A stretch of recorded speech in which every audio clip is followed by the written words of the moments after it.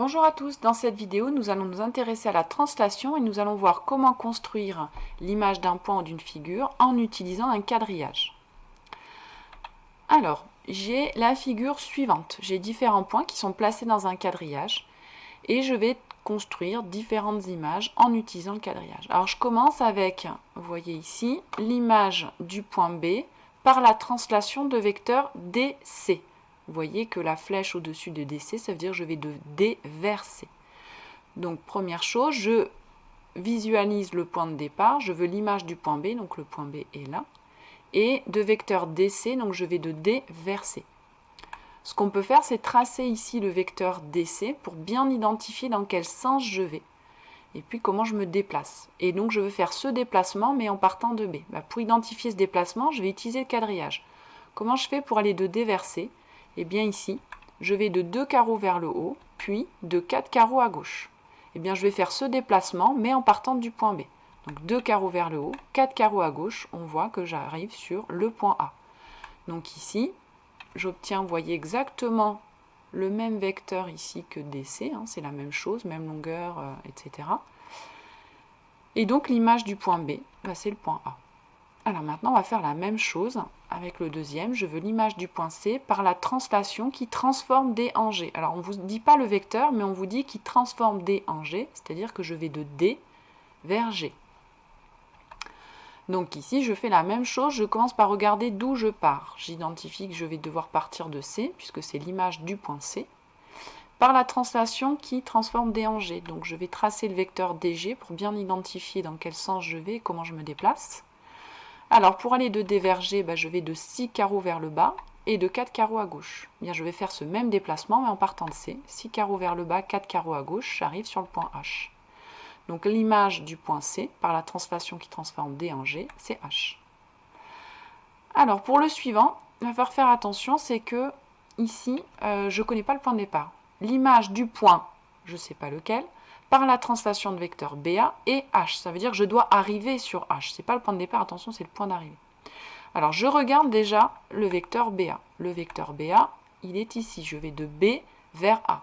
Et en me déplaçant de B vers A, je dois arriver sur H. Donc, il va falloir que je fasse le chemin en arrière. Pour aller de B vers A, je vais de 2 carreaux vers le haut, de 4 carreaux à gauche. Donc, ce déplacement, si je partais du point de départ, je devrais arriver sur H. Je vais faire le chemin à l'envers. C'est-à-dire que je vais partir de la fin et arriver au début. La fin, c'est H, donc au lieu de 4 carreaux à gauche, je vais 4 carreaux à droite, ici 4 carreaux à droite, et 2 carreaux vers le bas. Là, j'ai fait mon déplacement à l'envers. Et donc, j'obtiens, vous voyez bien, j'arrive sur le point G. Je vois bien que de G vers H, en arrivant sur H, je pars du point G. J'aurais bien fait, en allant dans l'autre sens, 2 carreaux vers le haut, 4 carreaux vers la gauche, mais là, je l'ai fait à l'envers. Donc, l'image du point G, par la translation de vecteur BA, c'est H. La même chose à la question suivante. L'image du point, je ne connais pas, donc je ne connais pas le point de départ, par la translation qui transforme A en C. Donc je vais de A vers C, et je dois arriver sur B. Donc mon point d'arrivée, c'est B. Alors je fais déjà le déplacement de A vers C, c'est-à-dire 2 carreaux vers le haut et 4 carreaux à droite. Mais je dois arriver sur le point B. Donc je vais le faire à l'envers le chemin. Je vais partir de B, je vais tout faire à l'envers. Donc je vais aller 4 carreaux à gauche et 2 carreaux vers le bas. On voit qu'on part de H. Donc en partant de H et en faisant 2 carreaux vers le haut, 4 carreaux à droite, j'obtiens bien le point B. Donc en arrière ici, 4 carreaux à gauche, 2 carreaux vers le bas. Donc l'image du point H, c'est bien le point B. Ensuite, il faut placer le point F, image de G, par la translation de vecteur BD. Bon, on va déjà identifier le vecteur BD, vecteur B vers D, donc je trace bien la flèche.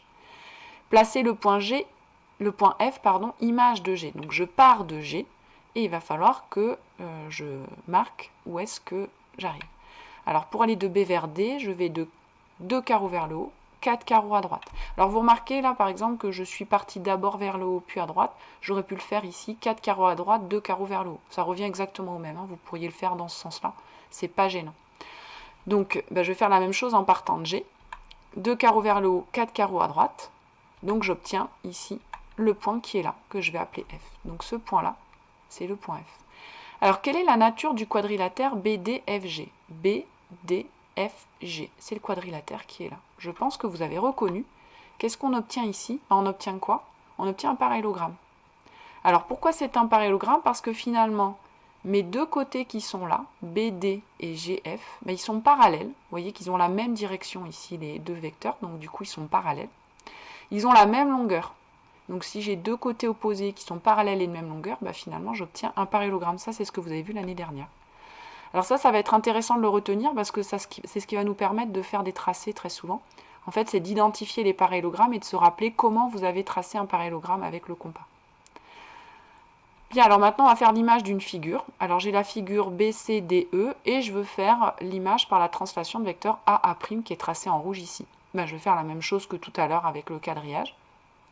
Je vais utiliser le quadrillage. Comment je vais de A vers A'? Ben, je vais de 1 carreau vers le haut, 4 carreaux à droite. Ben, je vais faire exactement la même chose avec tous les points de ma figure. Par exemple, le point B, 1 carreau vers le haut, 4 carreaux à droite. J'obtiens ici le point B'. Et puis, je fais pareil avec C, avec D, et avec E. J'obtiens B', C', D', E'. Alors vous n'êtes pas obligé de tracer toutes les flèches à chaque fois ou peut-être les mettre en pointillés si vous voulez pour pas trop surcharger la figure. Et puis là, je vais tracer la figure que j'obtiens. Je l'ai tracée en bleu ici. Donc B', C', D', E', c'est l'image de BCDE par la translation de vecteur AA'. Voilà, cette vidéo est terminée.